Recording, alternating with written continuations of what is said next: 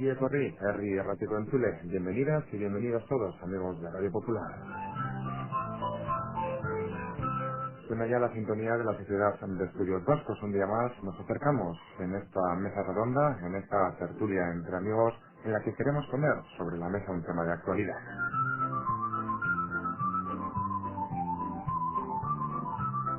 Y en esta ocasión vamos a hablarles de un término, de un concepto, el de la ludopatía, que queremos analizar.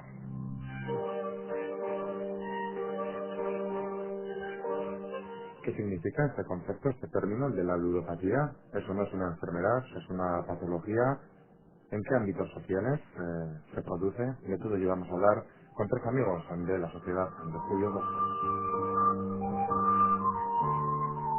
Así que sin perder más tiempo, y porque nuestros amigos de hoy son los protagonistas, saludamos ya al profesor de la Facultad de Psicología, Enrique Chegurúa. Bienvenido y gracias por estar con nosotros. Muy bien, buenas tardes. Y a dos psicólogas, miembros de una asociación que se ubica en Rentería, Quinta la Salud, Lorena Pidal y Beatriz Alonso. Gracias y bienvenidas. Hola, Hola, buenas buenas tardes. tardes.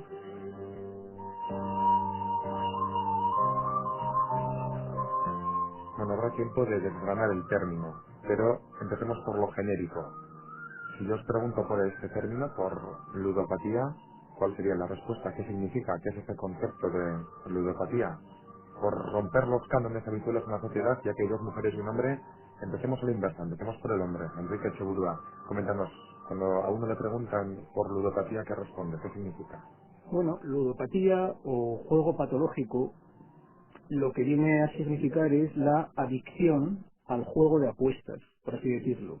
Es decir, el juego de apuestas es un fenómeno que ocurre en nuestra sociedad, ocurre también en otras sociedades, cuando se juega a las carreras de caballos, a los deportes rurales, a la lotería, a las quinielas, a las máquinas tragaperras, al casino, al bingo, etcétera. Pero eso no es una enfermedad. Lo que la ludopatía refleja es cuando hay una dependencia psicológica, cuando hay una adicción realmente al juego, es decir, cuando una persona pierde su capacidad de control sobre el juego. Eso es propiamente lo que constituye la ludopatía y al suponer esa pérdida de control una interferencia grave en la vida cotidiana de una persona, en sus relaciones familiares, sociales, económicas, etcétera, requiere que esa persona sea objeto de un tratamiento psicológico y en algunos casos un tratamiento médico para ayudarle a superar ese problema. Siempre se ocurre, o sea, siempre ocurre que existe desde la ludopatía, desde esa dependencia, luego una afección que se produce en otros ámbitos sociales. Por, Siempre defini- tiene esa traslación. por definición, es Ujú. decir, la diferencia entre lo que es el juego normal, es decir, las personas que tienen una afición a jugar a la quiniela, a loterías, como digo, a las máquinas tragaperras, y la diferencia entre las personas que son ludópatas es que el ludópata tiene una interferencia grave en su vida cotidiana, me refiero en sus relaciones de pareja, en sus relaciones sociales, tiene una serie de deudas contraídas a las que no puede hacer frente, tiene otros problemas asociados a la ludopatía a veces, como el abuso de alcohol o problemas de depresión, etcétera, que le impiden llevar a cabo la vida cotidiana. Es en ese sentido cuando hablamos propiamente de ludopatía. Por lo tanto, hay que, no sé si desmitificar o mejor dicho sería ampliar el término, porque por lo general, cuando uno menciona ese es un ludópata, por lo general además digo se hace de manera despectiva, tiene mucho que ver con el juego relacionado con las máquinas tragaperras, así comúnmente entendidas. Y no hablamos solamente de eso, hablamos de bastante más. No, no hablamos solo de eso, ni siquiera hablamos de eso, porque eso es un error. También existe cuando una persona decimos que es un neurótico o que es un histérico, lo utilizamos realmente como insulto. Una persona que tiene una afición al juego, sea a las máquinas tragaperras o sea a cualquier otra cosa, no quiere decir que sea un ludópata. Es una persona que en función de un criterio libremente aceptado, pues decide invertir su dinero y su tiempo en ese tipo de actividades. Hasta ahí no hablamos de un problema. Cuando genera dependencia es cuando viene el problema. Sin duda. Otra cosa es que a mí no me guste invertir mi tiempo en estar en un salón recreativo donde hay máquinas tragaperras ni gastar mi dinero en esas cosas. Pero claro, debo respetar que haya persona que lo haga y no debo por tanto utilizar eso como insulto. Cuando Ujú. hablamos de ludopatía, estamos hablando primero que no tiene por qué ser necesariamente las máquinas tragaperras. Que a veces puede ocurrir al bingo, por ejemplo, muy frecuentemente en mujeres, o al casino, o a las loterías, o a los bonolotos, etcétera. Y en segundo lugar, cuando hablamos de esto es cuando haya una dependencia, una pérdida de control y una persona se siente incapaz de poder controlarlo por sí misma. Bueno, y por lo tanto, Beatriz, ¿cuándo se produce ese paso hacia la ludopatía? ¿Cuándo un hábito, una forma de actuar, Pasa de ser normal, ¿no? A ser a que te sientas atraída o absorbida por ella? Ujú. ¿Se puede analizar? ¿Se puede cuantificar? ¿Eso lo veis vosotros? ¿Lo Por analizáis? supuesto, la persona queda atrapada, ya no puede elegir. En un principio la persona utiliza su tiempo libre y su dinero en una actividad recreativa. Su tiempo libre, su ocio, lo emplea pues en ir a un salón de juegos, al bingo, al casino. Lo que sucede es que ya no elige, ya necesita, depende de ese juego, ya sea el bingo, las máquinas, ya lo hace para no pasarlo bien. O sea, lo hace para no pasarlo mal. O sea, no es entretenimiento, no es diversión, no es placer. Pues ahí sí que se nota. O sea, que es de un pasarlo bien porque lo quieres hacer, a sin darte cuenta, pasarlo mal si no lo haces. Exactamente. Y además yo diría que bueno que esta gente cuando no puede llevar a cabo esta conducta le genera pues un conjunto de síntomas que es lo que llamamos el síndrome de abstinencia y es por eso no pues para no atravesar por este conjunto de síntomas ese malestar el por qué terminan repitiendo otra vez y llevan a cabo esa conducta. Se puede analizar por qué se generan estas dependencias en el ser humano. Sí, ¿Por qué pero somos tan débiles? sí, bueno, antes, si me permites, Por supuesto. quería hacer una aclaración que nuestros oyentes lo van a entender muy bien. Cuando señalabas el cómo la característica del ludópata es que juega para no estar mal. Eso pasa también, por ejemplo, con el abuso de alcohol. La mayor parte de las personas en nuestra sociedad consumimos alcohol y afortunadamente no tenemos problemas con la bebida, igual la mayoría de las personas. Cuando bebemos alcohol, pues lo hacemos porque estamos a gusto, porque disfrutamos del sabor de la bebida, porque lo asociamos a una comida agradable, porque lo asociamos a hacerlo en un momento de ocio, cuando salimos a tomar unas copas con los amigos, o un fin de semana cuando no tenemos prisa luego para ir a trabajar, etcétera. En cambio, un alcohólico o una persona que tiene problemas con la bebida, cuando bebe no es por estos motivos, sino es fundamentalmente porque se encuentra mal, porque tiene temblores, porque tiene un síndrome de abstinencia, porque está pensando continuamente en la bebida y no puede realmente frenarlo, y entonces al beber le desaparece ese nivel de malestar. Esa es la característica en todas las adicciones. Y entonces en el ámbito del juego o de la ludopatía, cuando hay eso también es porque una persona intenta, evita estar mal paradójicamente durante unos minutos, porque luego vuelve a reproducirse el proceso. Por eso hablamos de que todas las dependencias en realidad lo que representan, lo que manifiestan es una patología de la libertad. Es decir, cuando uno no tiene libertad para decir sí o para decir no, sino que está abocado necesariamente a implicarse en esa conducta, entonces hablamos de que es un adicto, sea una sustancia química como el alcohol, la cocaína, la heroína o los opiáceos, o a una sustancia o a una conducta, como puede ser el juego, el sexo, las compras, en fin, u otro tipo de aspectos. La ludopatía sería en referencia a ambas dos, a sustancias No, y a conductas, o no, tiene que ver con la conducta humana. no, la ludopatía tiene que ver propiamente con la conducta, porque el juego no es una sustancia. Otra cosa es que luego además haya personas que tengan los dos problemas. Me refiero que sean ludópatas y además abusen del alcohol. Bueno, dependencia con respecto al juego en sus múltiples expresiones. Yo preguntaba anteriormente, no sé si eso se puede analizar, ¿no?, desde la psicología del ser humano, pero ¿por qué? ¿Por qué acabamos atrapados? A veces, porque a veces algunos seres humanos acaban atrapados por las características del ser humano, por las características que esta persona puede tener en su entorno social, laboral, por todo un poco. ¿Por qué somos tan débiles, entre comillas? Hombre, aquí habría que valorar, ¿no?, un conjunto, ¿no?, pues de variables. Evidentemente las variables de personalidad juegan un factor muy importante. Hay personas que tienen una tendencia o son más vulnerables a contraer adicciones, personas que no saben, no toleran pues la monotonía, el aburrimiento y bueno, que son más débiles que otras en este, no, digamos, en este sector de personalidad. Evidentemente, además, digamos, los factores de familiares y los factores de contexto social son igualmente importantes. Entonces aquí habría que analizar un poquito, ¿no?, pues el papel de cada variable. De todo ello, sí, Enrique, en cuanto quieras tienes la oportunidad, No, de coger la palabra. quería rematar un concepto que ha tocado Lorena muy bien, que donde mezcla los aspectos de personalidad con estos aspectos sociales. Ujú. Por ejemplo, hay un aspecto social muy importante en nuestra sociedad, y es que, y especialmente cuando hablamos en el País Vasco, ha existido una tradición por juegos de apuestas. Insisto que para que hablemos de ludopatía hablamos de juegos de apuestas, no de videojuegos ni de otro tipo de juegos. Ha habido una tradición, Diego, a las carreras de caballos, a los deportes rurales, al frontón, digo, a las quinielas, al hipódromo, etcétera. ¿Qué es lo que ha hecho que en este momento se esté hablando, estemos aquí, en este foro, hablando de ludopatía, y en cambio no lo hacíamos hace 10 años? Pues fundamentalmente la introducción de las máquinas tragaperras.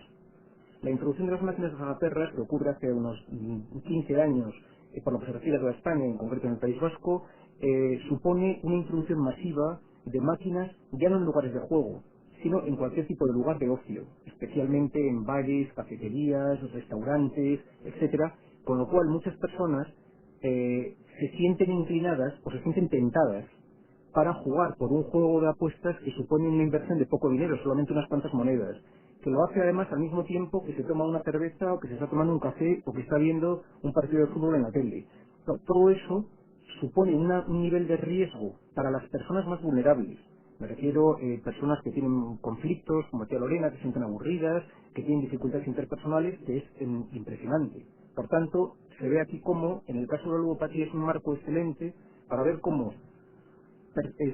variables individuales como personas más vulnerables o más frágiles emocionalmente, si hay un descontrol respecto a la difusión de las máquinas tragaperras, como una y otra variable pues confluyen en la importancia de este fenómeno. Vamos, que el hecho de que se socialice de esa manera, ¿no? Y no haya que ir a no sé qué evento, a no sé qué partido, a no sé qué hipódromo, a gastar un dinero, pues, en mayor o menor medida, pero casi siempre alto, el hecho de que con poco dinero, pues tengamos en un bar, en una taberna, en alguna, bueno, en uno de los elementos que antes te comentabas, Enrique, una máquina tragaperras hace que se socialice la vía por la que la gente más vulnerable, a padecer ludopatía, pues encuentra una vía de escape muy sencilla y muy rápida, ¿no? Y de ahí, eso genera que también cuantitativamente el número de ludópatas aumente. Sí, ¿no? Se puede cuantificar. Yo diría que sí, porque hay comunidades en las que el número de máquinas tragaperras es mayor por bar o por local, ¿no? La suerte que tenemos en Euskadi es que únicamente por cada bar hay una máquina. Cuando salimos de Euskadi nos encontramos con bares que tienen 2, 3 máquinas. De hecho, Aragón es una de las comunidades que tiene muchísimas personas con ludopatía, ¿no? Aragón, Andalucía, en Euskadi de lo malo pues no hay tantos ludopatas de máquinas. Pero sí, el hecho de que haya más máquinas por bar siempre acrecienta. De hecho, para que el oyente se haga la idea, pues se puede encontrar a personas con ludopatía que están jugando a 3 máquinas a la vez. Pues eso se ve sobre todo en salones de juego, porque en salones de juego uno va a lo que va a jugar. Pero cuando estamos en bares, aquí como solo hay una máquina, no se observa eso. En otras comunidades sí se observa el hecho de que pueda estar una persona jugando con las 3 máquinas, ocupándolas. Sí, eso es muy importante lo que está señalando, porque denota una avidez y una ansia por las máquinas que es impresionante. Si una persona está con 2 máquinas y está pendiente con una mano de una máquina y con la otra de la otra, ¿eso qué quiere decir? Que la persona tiene tal ansia que tiene una capacidad intento de controlar todo ello. En cualquier caso, lo que sí es importante es que, en vuestra experiencia ahora aproximadamente, como el 80% más o menos de los ludópatas que estáis viendo tienen dependencia de las máquinas tragaperras. Claro, y eso no es casual, quiere decir, la mayor parte de la población no juega, me refiero de la población normal, no juega a las máquinas tragaperras, sino que juegan, digo, a la lotería, a las quinielas, a la bonoloto, y sin embargo esto no crea dependencia, al menos en la misma medida que las máquinas tragaperras. No deja de ser casual que 4 de cada 5 personas que acuden a un centro de tratamiento lo son por las máquinas tragaperras, con lo cual su capacidad de enganche es realmente extraordinariamente alta. Se puede cuantificar, tenemos datos relativos a qué población en Guipúzcoa, en el País Vasco, es ludópata. Vosotros en Equinza de la Salud precisamente tratáis a gente con ludopatía. ¿Cómo os encontráis, Lorena? ¿Cómo acuden a vosotros? ¿Qué perfil tienen? Y a partir de ahí, lo que comentaba anteriormente, se podría cuantificar el número de ludópatas. Bien, bueno, aquí en Cha hay una gran parte que vienen, bueno, pues derivados por otros centros o derivados por trabajadores sociales, bienestar social o Sakidecha, y luego también hay otro grupo de personas que vienen, digamos, también atraídos por la familia. El ludópata que viene por su propio pie, digamos que es el menor número que tenemos, y bueno, pues básicamente es traído por un familiar. ¿Cuánta gente está ahora mismo tratada por Requinza de la Salud? Tenemos alrededor de unos 120, ¿no? Actualmente. Ujú. Alrededor de 120. ¿Cuál Ujú. sería el perfil o cómo, cuando la gente llega allí, qué es lo primero que solicita, qué es lo que os piden, cómo reconocen que tienen esa patología o que padecen Ujú, ludopatía? ujú. Generalmente, nada más acudir al centro, lo que es el paciente, no suele reconocer tener un problema. Claro, y eso suele ser fundamental, ¿no? Eso es. Reconocer que Ujú, padecemos ujú. De hecho, es ludopatía para darnos el cuenta primer de cuál paso tipo para de... salir de ello, eso es. Eso es. Es el familiar el que, bueno, pues el que empieza a relatar más, ¿no? Pues las consecuencias pues que tiene el ludópata y el que haya hecho, ¿no? Pues el que acudan a la asociación. Sí que es verdad que luego con el paso del tiempo y analizando bien en dinámica grupal o bien en tratamiento individual, sí que es verdad que hay un salto importante en donde, bueno, pues ellos empiezan a reconocer que evidentemente tienen un problema y a partir de ahí, ¿no? Pues ponerse en tratamiento y, digamos, llevar a cabo las pautas. Bueno, en lo que decía Lorena hay una cosa que es muy importante, que es el mecanismo de negación que tienen los ludópatas. Ella decía que en la mayor parte de los casos los pacientes vienen por presión o acompañados de sus familiares. Bueno, esto no es característico, y es importante que lo sepan los oyentes, no es Ujú. característico solo de la ludopatía, lo es de todas las adicciones. Es decir, el paciente no reconoce que tiene ese problema. Si una persona tiene, por ejemplo, una depresión o tiene un trastorno de pánico, pues una persona se encuentra mal y pide ayuda y busca ayuda. En cambio, esto no ocurre en el ámbito de la ludopatía, en el ámbito de las adicciones. ¿Por qué? Bueno, pues porque la ludopatía, como todas las adicciones, está muy mal vista. Es decir, que puede ser más o menos simpático y más o menos amable en un momento determinado. Por eso comentaba yo, perdona Enrique, que a veces se menciona, bueno, es que aquí es un ludópata de manera despectiva, ¿no? Es Sí, decir, no está bien visto. no está bien visto. Quiero decir, jugar, echar unas monedas o hacer una apuesta o beber unas copas, hasta cierto punto puede estar bien visto en algunos sectores. Pero claro, reconocer que uno está gastando el dinero pues que necesita para mantener a su familia o para sacar a sus gastos adelante o está manipulando el dinero de otras personas para gastárselo en el juego, está muy mal visto. Eso hace que entonces uno no se quiere identificar con esa situación y por tanto se autoengaña diciendo, hombre, yo sí juego, pero esto, pero los demás exageran, yo no juego tanto como dicen, o en cualquier momento yo por mí mismo seré capaz de dejarlo, etcétera. Con lo cual, cuando estas personas buscan ayuda terapéutica, habitualmente suele ser en fases muy avanzadas del problema, cuando ya la situación es irremediable y cuando muchas veces tienen auténticas presiones sociales porque les han echado del trabajo, porque tienen problemas con la justicia. Por ejemplo, porque han firmado cheques sin fondos o porque han cometido una estafa que en función de su O dependencia. sea, la entrecomillada ceguera en este caso es brutal, ¿no? Cuando uno se engancha a este tipo de juegos de apuestas, cuando uno padece ludopatía hace cualquier cosa por seguir su camino. Sin duda. Insisto, lo mismo que hace el alcohólico y lo mismo que hace una persona que tiene dependencia de las drogas. ¿Se O sea, podría prevenir, Beatriz, Lorena, Enrique, se podría prevenir? Es decir, hablaremos ahora de cómo se trata, de cuáles son las fuentes a seguir, los caminos a seguir, pero se puede prevenir. Se nota cuando uno empieza ya a engancharse, a empezar a depender de... ¿Es posible?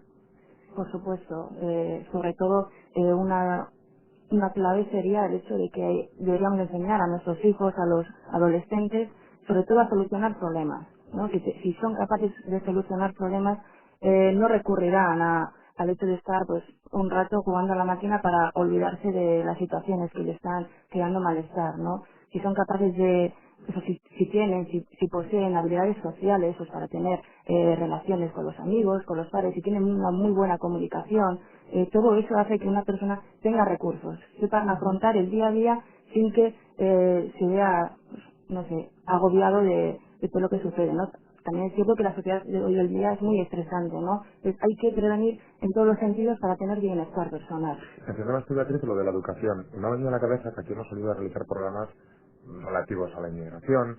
Hemos hablado de la violencia de género, la Ujú. violencia doméstica, generalmente del sexo masculino al femenino.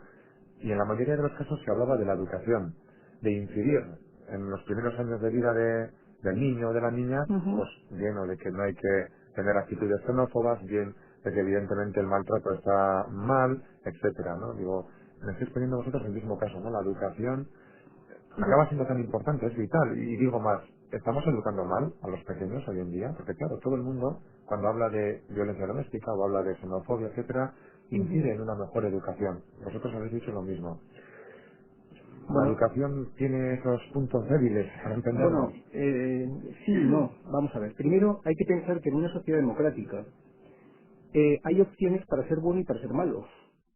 Cosa que en una situación autoritaria, pues no la hay. Que es decir, en una sociedad democrática con todos los problemas que eso conlleva, pero existe un nivel de prostitución y existe un nivel de consumo libre de alcohol y de tabaco y de acceso a las drogas, etcétera. Eso es un hecho.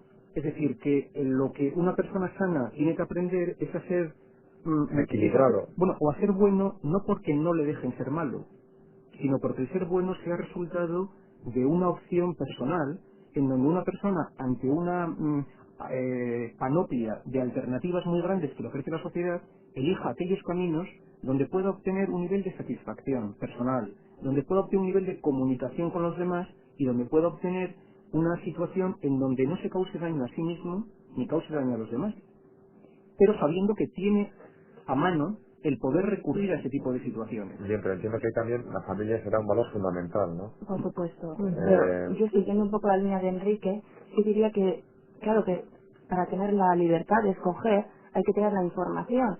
Y sí que sería bueno que los oyentes supieran que el juego puede provocar adicción, igual que el tabaco, todos sabemos que provoca adicción. Hay que saber, hay que educar a los chavales para que sepan, oye, está ahí el juego, están las máquinas, bingo, casinos, etcétera, cualquier tipo de juego de apuestas, pero que puede crear adicción, puede crear dependencia. Si se desconoce ese tema, ese apunte, uno puede jugar inocentemente pensando que no hace daño, ¿no? Pero luego verse que enganchado. Y eso hay que informarlo y la gente tiene que estar sensibilizada y que el juego provoca adicción. Hombre, a lo mejor también sería muy bueno, por ejemplo, que el juego Ujú. apareciese limitado, en concreto en el ámbito de las máquinas tragaperras, a los lugares de juego.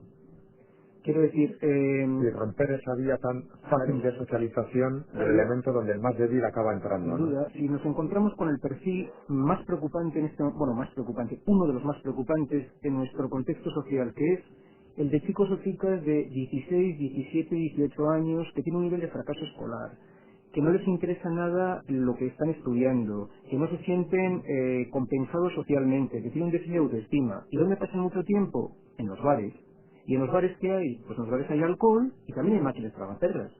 Entonces, la probabilidad de que puedan engancharse en esa situación realmente es mucho mayor. Sin embargo, si las máquinas tragaperras estuvieran en un casino, en donde, bueno, para entrar hay que pedir el carnet de identidad. Cuando uno va a un casino, sabe que va a jugar, porque ese es el objetivo del casino. Probablemente esto discriminaría mejor en personas de riesgo. Pero otra vez estamos en la cuadratura del círculo. Por preguntarlo a la inversa, digo, de las tragaperras que hay en los bares, evidentemente la empresa que tiene ese negocio se lleva tajada. El barero se llevará un porcentaje, Los etcétera. impuestos. Exacto, hay intereses de por medio que no sé si son tan fáciles de mitigar o de dejar de lado, ¿no? Bueno, de hecho se ha hecho en otros sitios. Claro que todos tienen beneficio, pero si hemos visto que en el ámbito del tabaco cada vez se utilizan más medidas restrictivas, por ejemplo en el ámbito de la publicidad, o en prohibir en ciertos lugares públicos el que se pueda consumir tabaco, lo que estamos abogando no es que se prohíba el juego, porque eso probablemente sería difícil de conciliar con otro tipo de valores, llamémoslo así, democráticos hasta cierto punto, pero cuando menos restringirlo a lugares específicos del juego.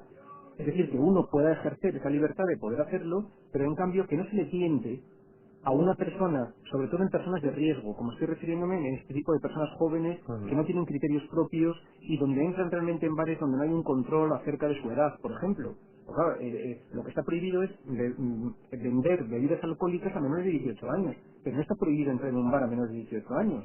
Con lo cual, si en ese bar hay una máquina tragaperras, una persona de 15 o 16 años, con unas pocas monedas que tenga en el bolsillo, tiene acceso a este tipo de juego. Y seguramente tampoco nos engañemos, tendrá acceso al alcohol, ¿no? Porque si el que está al otro lado de la barra va a recibir los 2 euros que cueste la consumición, pues acabará vendiéndoles seguramente, digo yo, que tampoco es el tema de hoy. Hablamos de la ludopatía. En el 15 de salud, Beatriz o Lorena, decía yo anteriormente, no, hablemos también del tratamiento. ¿Qué tipo de tratamiento se pone a esa persona, a esas más de 100 personas que tenéis ahora entre vosotros, que acuden allí? Decíais antes también que seguramente guiados y llevados por un familiar, que ni son conscientes de dónde están o dónde se encuentran, y cómo recuperan esa conciencia, cómo empiezan a ver que realmente tienen esa dependencia. Bien, bueno, digamos que al principio, cuando viene con, digamos, la fase de negación, es muy difícil trabajar con ellos y bueno, pues en esas fases suele haber un porcentaje muy elevado de abandonos. Sin embargo, con aquellos pacientes que bueno, que reconocen y empiezan a darse cuenta que sí tienen un problema y bueno, y se motivan pues para, digamos, seguir una serie de pautas de actuación, el camino es mucho más fácil. El tratamiento que seguimos al principio, bueno, digamos que lo dividimos en varias fases, no es el mismo para todos, digamos que hay que hacer como un traje a medida, analizar un poquito la funcionalidad, es decir, el para qué está, digamos, esa conducta ejerciendo pues, un poder en esa persona, qué está consiguiendo con ello y sobre todo la primera fase es un poquito lo que es la isla desierta, ¿no? Es decir, la persona tiene que estar alejado del mundo del juego, va a tener que estar durante bueno pues un tiempo estipulado con el terapeuta bueno pues con el control del dinero, manejará el dinero un familiar o una persona cercana a él, no tendrá ningún tipo de acceso a las tarjetas, se hará una planificación o una devolución de deudas, estará alejado también de las personas con las que jugaba habitualmente si es que lo hacía en compañía y se entraría luego una fase que es la fase de, bueno, pues de exposición. Se le enseñará ¿no?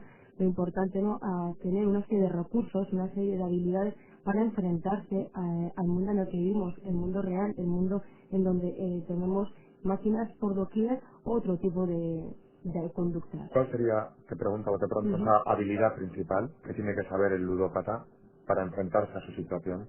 Bien, bueno, la habilidad principal es darse cuenta, ¿no?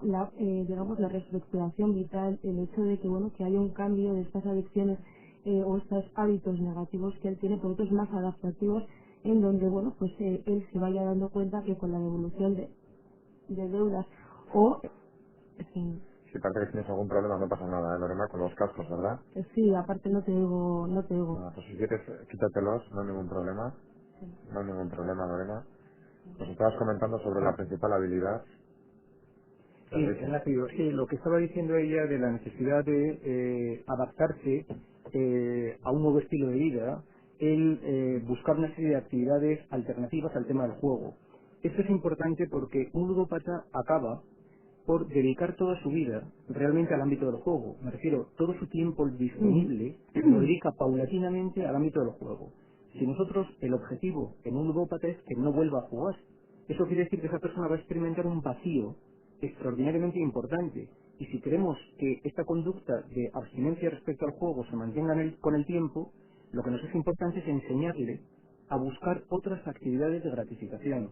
Me refiero a que, por ejemplo, a la ocupación de su tiempo libre, a sus aficiones, a sus intereses, etcétera. Y si además esta persona tenía problemas con los que hacía frente al ámbito del juego, me refiero si tenía un problema de estrés, de depresión, de soledad, entonces lo que le vamos a enseñar son otras maneras de hacer frente a estos problemas, pero sin que le suponga, digamos, el grave malestar y perjuicio que le provocaba el juego. Comentabas antes sobre lo de las habilidades. Sí me gustaría también que trasladarais algún caso práctico, ¿verdad? Algún caso relativo a qué es lo más extraordinario que habéis vivido con algún ludópata en cuanto a dependencia, en cuanto a situaciones insostenibles en una familia, porque desde luego imagino que habréis visto y habréis vivido situaciones pues altamente llamativas, ¿no? Ujú. Bueno, digamos que hoy en día yo lo que resaltaría es a nivel de la juventud. Si bien hasta hace 2 o 3 años, digamos que nos encontramos con un ludópata con un perfil, digamos, más claro, más generalizado, actualmente digamos que nos alarmamos más con las nuevas personas que acuden a nuestra asociación, donde nos encontramos con una franja de edad bueno, pues que ha disminuido notablemente y las consecuencias negativas y las consecuencias desorbitadas en todos los ámbitos, digamos, la población afectada pues está por debajo de los, bueno, yo ahora mismo no, pues tengo varias personas por debajo de los 18 años y esos digamos los casos que realmente no, pues más me asombran actualmente. Es que no deja de ser llamativo, ¿no? De hecho, la edad media que lo que contemplamos ahora en el Quinta es 35 años. Esa es la media que barajamos. El aspecto dramático de cuando, en el caso que citaba Lorena, de haber un grupo de personas que están incluso por debajo de 18 años, o estén entre 18 y 20 años, La gravedad del asunto es que el juego está interfiriendo en una época crítica de su desarrollo personal y social. No es lo mismo que una persona tenga un problema cuando tiene 35 años, si empieza en ese momento porque tiene más o menos su vida hecha, porque tiene una Ujú. familia, tiene más o menos un trabajo, que si consigue resolver el problema lo puede enderezar, que una persona a los 16 o 18 años que, primero, deja de estudiar y de trabajar en un momento que es crítico en su desarrollo En su personal. formación. Luego, Mm. abandona a sus amigos habituales, porque claro, hay que pensar que estas personas se juntan pues un poco con lo peorcito de cada casa. ¿Por qué? Porque sus amigos normales no están por la labor de seguirle en sus juergas ludópatas, por lo cual empiezan a juntarse con otros ludópatas.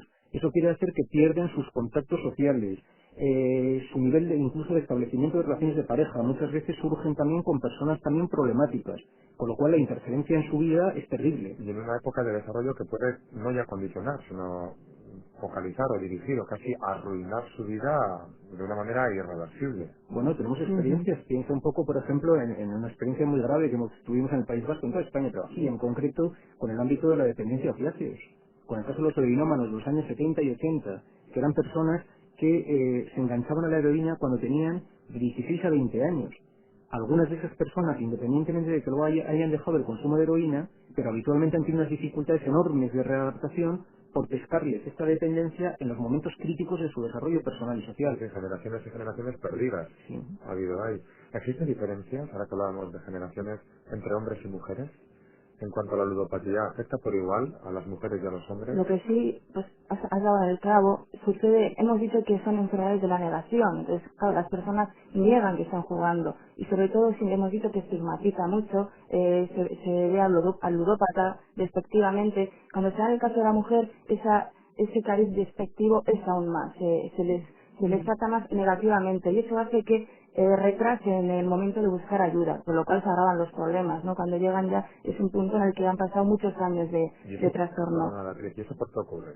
Por- igual tiene que ver con no sé, un cariz machista tal vez, que el juego siempre ha sido de hombres, o el hecho de que la mujer es la que siempre afronta los problemas y no tenga al lado a alguien que le apoye. De hecho, hay en mi ciencia las cifras que barajamos es el 82% son hombres. O sea, nos encontramos con menos de un 20% de Ujú. mujeres que acuden. Pero sí nos consta que las mujeres que juegan, y juegan a las máquinas, juegan al bingo sobre todo, pero no acuden a buscar ayuda, o porque lo ven, lo consideran un vicio que no debería de Ujú. ser así, porque si es un vicio una persona lo deja cuando quiere, entonces no reconocen esa enfermedad y eso hace que no se acuda. Eso es muy importante porque cuando se está hablando de cualquier adicción se mezclan muy frecuentemente los conceptos de enfermedad y de vicio. Claro, la enfermedad es un criterio, digamos, más o menos técnico, cualquier persona podemos tener una enfermedad, mientras que el vicio es una categoría moral, despectiva. Entonces, en esa categoría moral afecta mucho más a las mujeres que a los hombres. ¿Por qué?